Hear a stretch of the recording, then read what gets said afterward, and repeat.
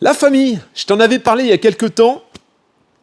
Je voulais te faire une vidéo sur les véhicules électriques, sur le camping-car électrique, plus précisément, parce que je pense qu'il y en a beaucoup qui s'inquiètent un peu de savoir qu'est-ce que va devenir le camping-car avec l'électrique. Il y a d'ailleurs des démarches qui sont faites dans ce sens, qui sont assez timides pour le moment, mais on se pose des questions, parce qu'on achète un camping-car, quelquefois pour plusieurs années, et on se dit, avec le temps qui avance, est-ce que ce camping-car sera toujours d'actualité dans quelques temps? Et est-ce que je vais pouvoir continuer à m'en servir? Alors, aujourd'hui, je vais te parler de l'électricité dans les véhicules lourds. Ça veut dire les véhicules très lourds, mais aussi les véhicules utilitaires légers, etc. Parce qu'actuellement, il n'y a pas vraiment de démarche. Il y a eu quelques vannes, je crois, qui ont été présentées au salon. On va parler des autonomies et on va parler de tout ça pour que ça puisse un peu t'éclairer dans ce petit problème, on va dire. Alors je me suis pris quelques notes parce qu'il y a des chiffres, et forcément, pour parler d'un sujet comme celui-là, on va être obligé de parler un petit peu de chiffres, et tu vas te rendre compte un petit peu de la chose, de ce qu'on prévoit. Produire de l'électricité, ça c'est pour mettre un peu tout le monde d'accord, parce que j'en ai entendu certains qui me disaient que le camion, je pensais pas à mes enfants, etc., que ça consommait, ça pollue. Produire de l'électricité, c'est produire du CO2, il faut le savoir. Aujourd'hui, quand tu produis de l'électricité, mis à part pour le solaire et pour les éoliennes, tout le reste, ça produit du CO2. Par exemple, aujourd'hui, il y a de nombreuses centrales en Europe qui fonctionnent encore au charbon, voire au gaz. Donc, on produit de l'électricité en consommant, de toute façon, de l'énergie fossile. Il faut le savoir, actuellement. Alors, il est vrai qu'il y a des idées, il y a notamment un EPR, un nouveau réacteur EPR, une centrale qui doit voir le jour depuis maintenant 5 ans, qui a pris 5 ans de retard, qui explose les coûts, mais bon, 5 ans de retard sur l'EPR.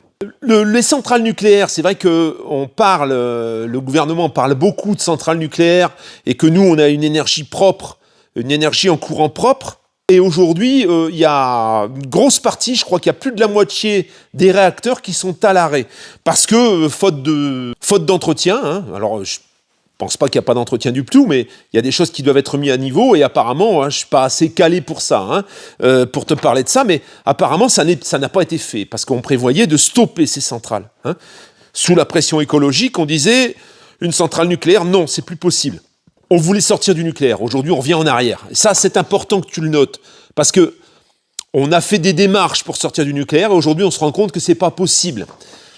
Ça va étayer ce que je vais dire ensuite. Concernant les batteries, parce qu'en fait, pour faire tourner un véhicule électrique, il faut des batteries. Aujourd'hui, la plupart des batteries sont produites par la Chine.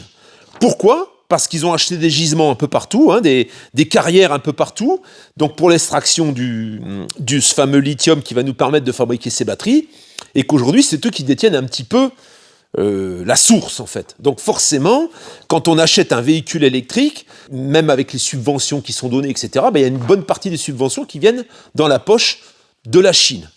J'ai rien contre la Chine, aujourd'hui tout est quasiment fabriqué en Chine, mais en plus on avait l'industrie automobile. Aujourd'hui notre industrie automobile elle se barre en fait. Ça veut dire qu'on est en train de donner notre industrie à des pays comme la Chine, puisque c'est eux qui produisent les batteries.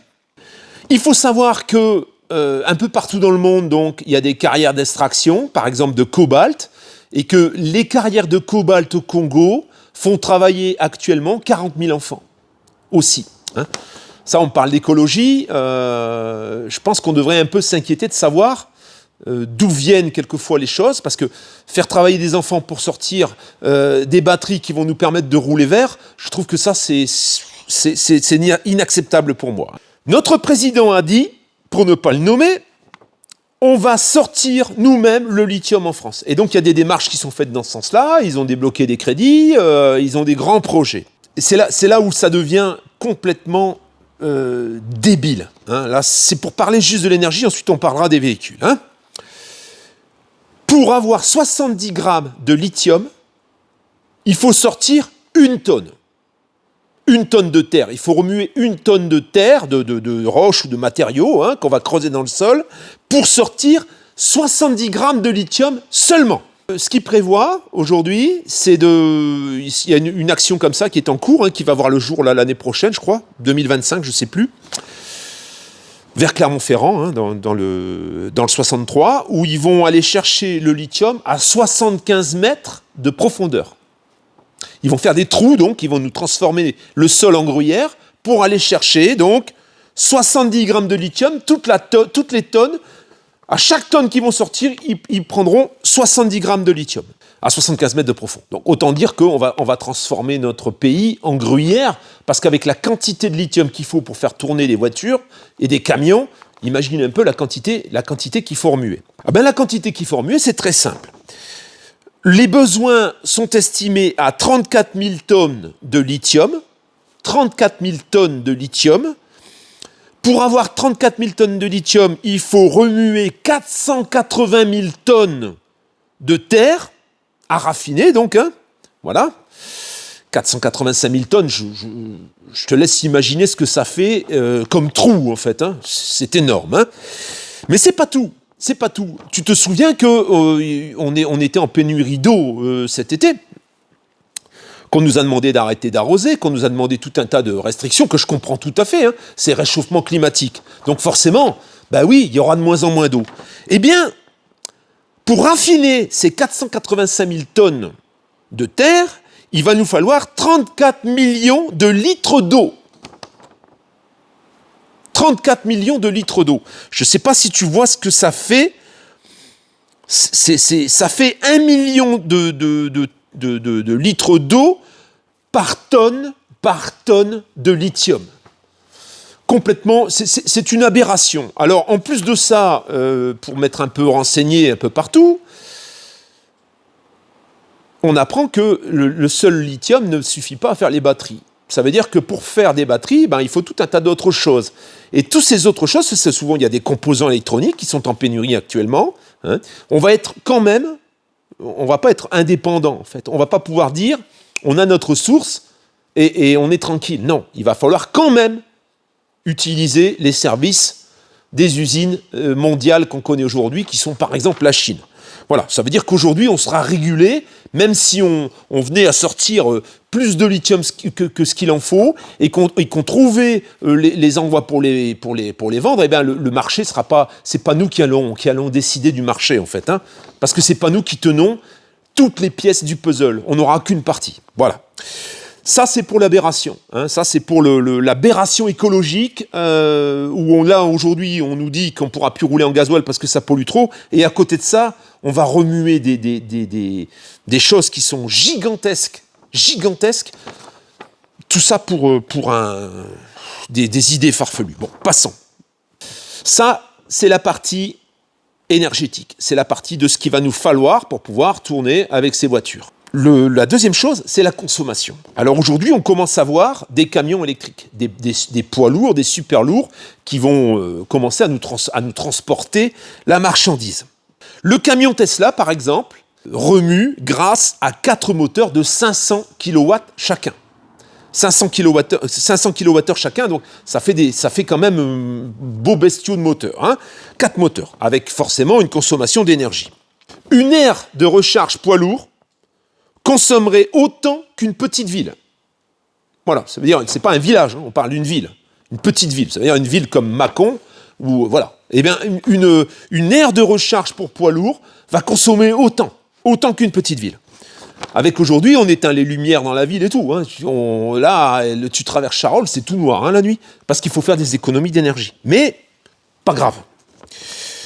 Une seule station de recharge consomme l'équivalent d'un stade de football en courant. Ça, c'est pour la petite... voilà, on compte nous faire rouler nos poids lourds aujourd'hui à l'électrique, et voilà ce que ça va engendrer, hein. Alors, ça reste des chiffres. C'est vrai que c'est difficile de tout réunir et de calculer, parce que c'est tellement immense que c'est difficile à imaginer. Les camions en Europe, c'est principalement aujourd'hui, je crois qu'il y a Mercedes, c'était le premier, et on commence à voir dans plusieurs marques de camions aujourd'hui des camions électriques. Un camion électrique est équipé d'une batterie de 200 kWh à 540 kWh pour 800 km d'autonomie. Voilà. Ça veut dire que 540 kWh, c'est énorme. Un appartement de 50 mètres carrés consomme 29 kWh par jour. Tu vois? Par jour. Un appartement de 50 mètres carrés, chauffage, eau chaude compris, tout compris, hein, toute énergie compris, tout électrique. Voilà. Là, on est sur 540 kWh pour faire 800 km. En 2025, on prévoit 10 000 camions de moyen tonnage, 10 000 camions de moyen tonnage qui fonctionnent à l'énergie électrique, et 30 000 camions de plus de 16 tonnes qui fonctionnent toujours uniquement à l'énergie électrique.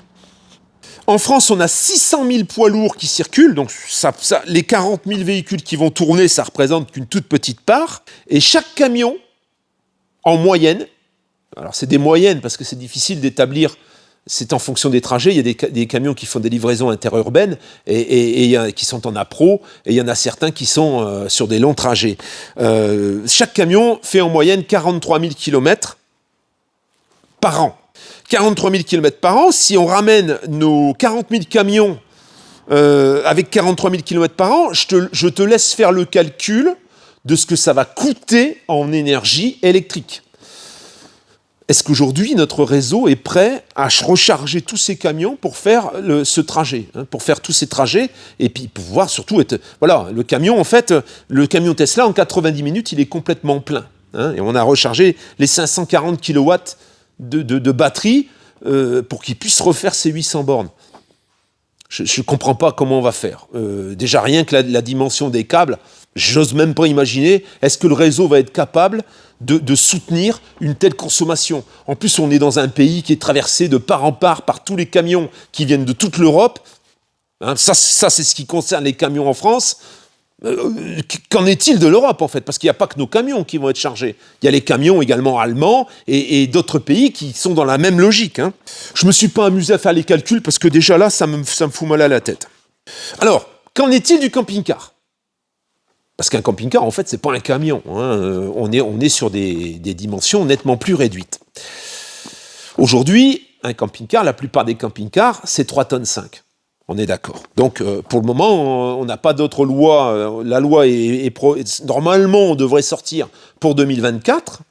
Et là, on devrait augmenter le tonnage des véhicules pour qu'on puisse, en effet, embarquer à cette batterie. Mais à l'heure actuelle, qu'est-ce qu'on a comme démarche? Eh bien, il y a du fourgon, hein, c'est un peu la base d'un camping-car. Il y a du fourgon électrique. J'ai pris le meilleur d'entre eux, selon moi. C'est le fourgon MAN qui partage la même caisse que le Volkswagen, pour un véhicule qui fait 6 mètres de long, avec des moteurs de 110 kW, ce qui veut dire 136 chevaux, hein, ce qui n'est pas non plus énorme, mais c'est comparable à ce qu'on peut voir sur des 2,3 litres, 130 chevaux par exemple. On aurait une autonomie de 115 km. 115 km pour un véhicule, donc en fourgon, en petit fourgon, hein, donc petit volume, pour une charge utile de 950 kg. Voilà.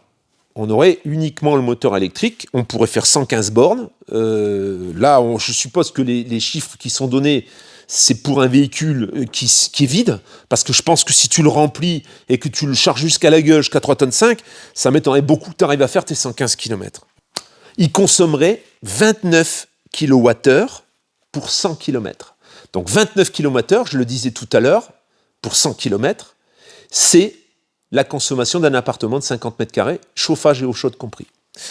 C'est la moyenne, hein, c'est des moyennes qui sont établies, tu peux retrouver les chiffres sur Internet, tout y est. Il ne roulerait pas plus de 90, hein, la vitesse maxi, ce serait 90 km/h.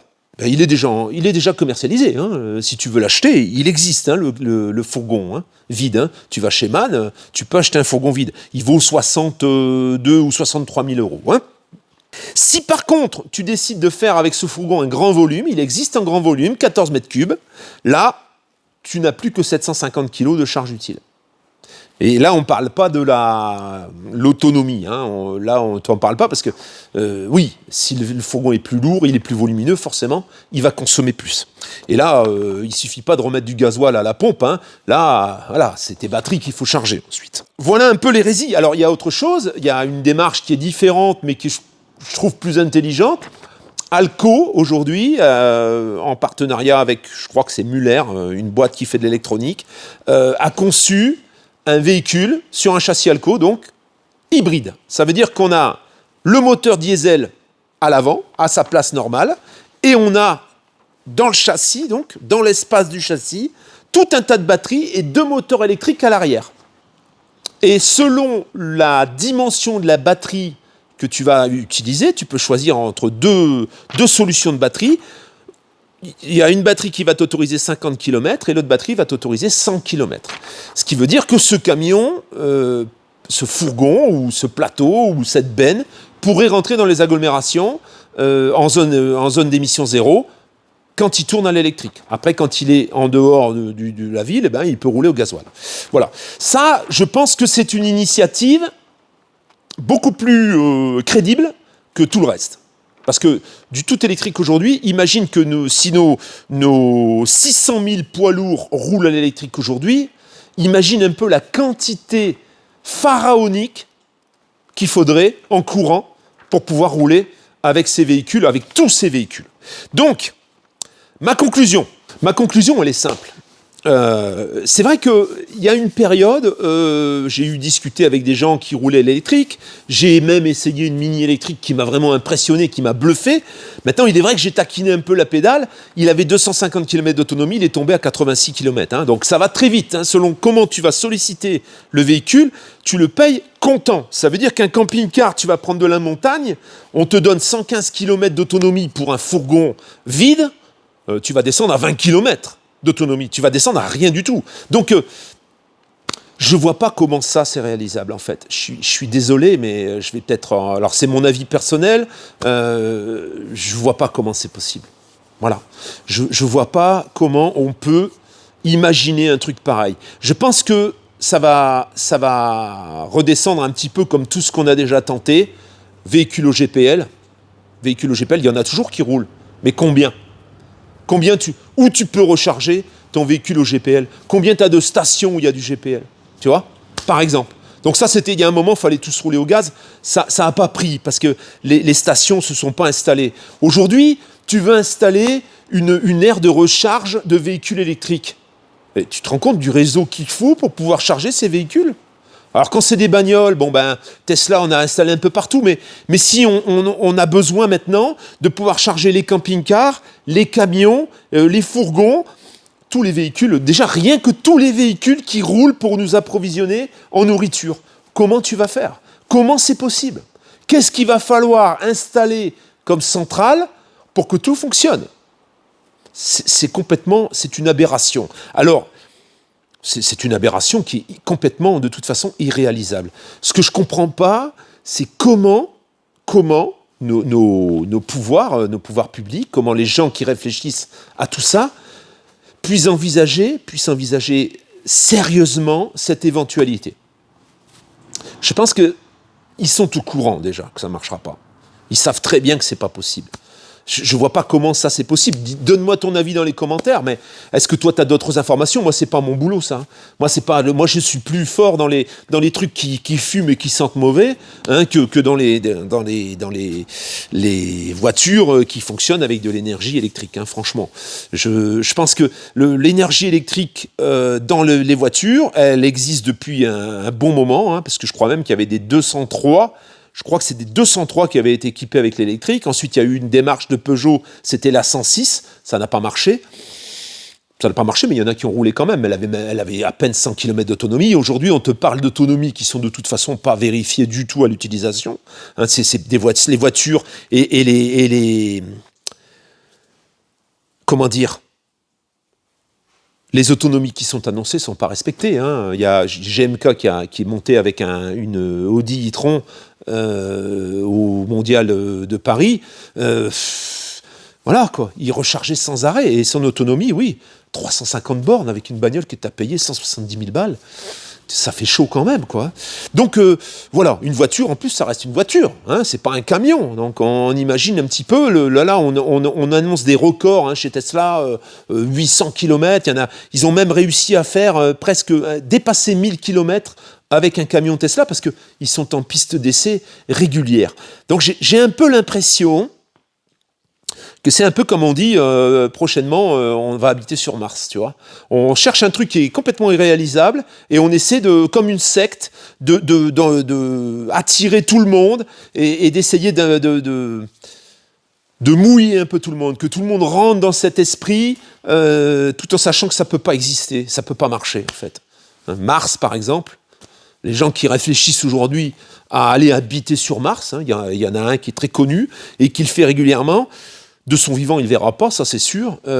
Sans vraiment, personne ne s'est jamais posé là-bas, sans vraiment savoir qu'est-ce qu'on va y trouver, comment c'est. On commence à établir des plans sans vraiment se dire qu'on va y arriver, quoi, je pense. Ou alors c'est des croyances utopiques, irréelles. Et là, ben oui, c'est un peu dommage d'aller mouiller tout le monde là-dedans. Alors, il est vrai qu'aujourd'hui, on nous impose, à coup d'aide. C'est vrai que le gouvernement en donne pas mal pour inciter les gens à rouler à l'électrique. Je pense que ça va durer encore quelques années, malheureusement. Mais à mon avis, on se rendra vite fait, bien fait, compte que c'est pas réalisable. C'est réalisable pour une tranche, pour une petite partie. On pourrait dire, par exemple, aujourd'hui, ben oui, les gens qui veulent rentrer dans l'hypercentre de Paris, de Lyon, etc., c'est ou transport urbain ou véhicule électrique. On est à une proportion faible de véhicules électriques, mais tu peux pas dire aux gens, là maintenant, aujourd'hui, tu te chauffes à 19 maximum, j'éteins, je reporte, je machin, là, toutes ces conneries, et puis à côté de ça, te dire, on va faire rouler des bahuts qui vont consommer comme une petite ville, quoi. C'est pas possible. Hein. Une voiture, je sais pas si tu te rends compte, le fourgon en question, le MAN en question, le MAN TGE électrique, c'est un fourgon qui est, comme je te l'ai dit, identique au Volkswagen Crafter. En 100 km, il a consommé comme un appartement de 50 mètres carrés, chauffage compris. En 100 km seulement. Imagine que quand tu fais 1000 km pour te rendre, pour tes vacances, par exemple, et ça c'est dans le meilleur des cas, ça veut dire c'est quand il est vide, en plus. Tes 1000 km, tu peux vivre avec 10 jours. Tu as 10 journées d'électricité pour ton appartement de 50 mètres carrés.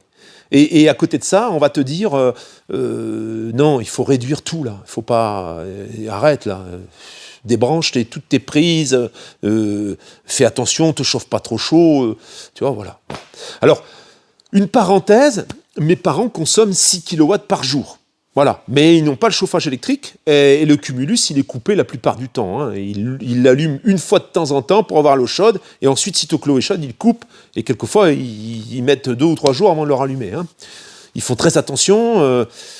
Voilà, c'est la consommation journalière, à peu près 6 kW en faisant d'énormes économies. Voilà. L'eau, c'est pareil. Aujourd'hui, si en France, on décide d'extraire du lithium, comment on va faire ? Il n'y a pas d'eau.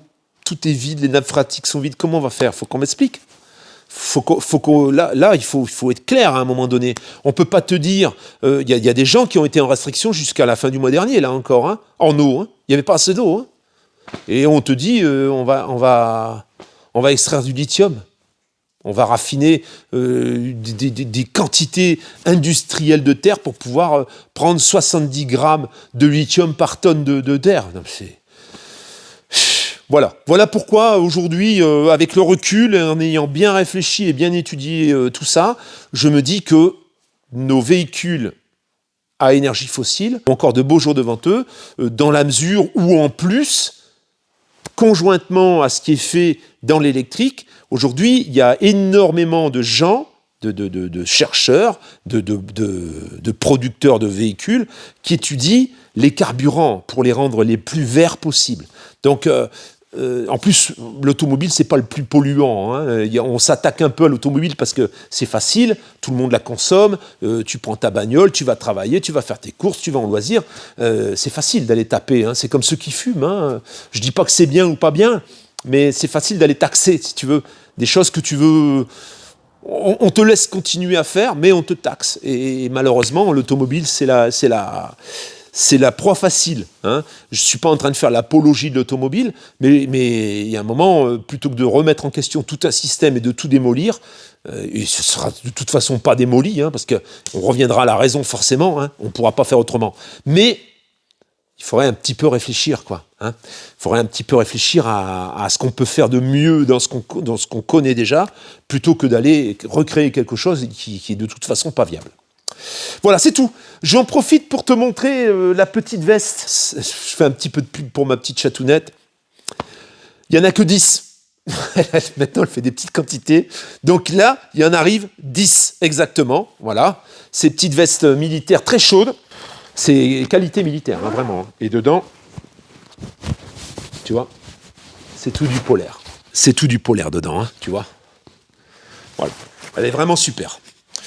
Avec en plus une capuche. Voilà la famille. Ben écoute, c'est tout ce que j'avais à te dire.